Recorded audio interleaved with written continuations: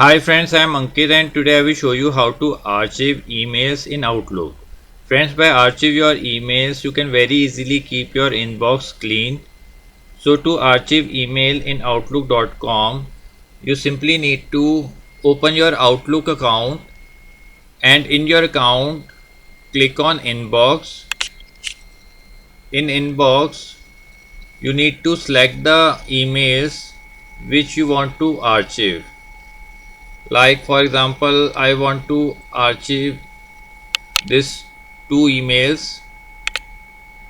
So after selecting the emails, you need to right click on the mails and here you need to select archive. Now your these two mails are removed from inbox and you can find these mails in archive folder. Here you can find your archive emails. So friends, like this you can very easily archive emails in Outlook. I hope you find this video useful. If you like the video, then press on like button and don't forget to subscribe our channel and press on bell icon to receive email notifications free of cost.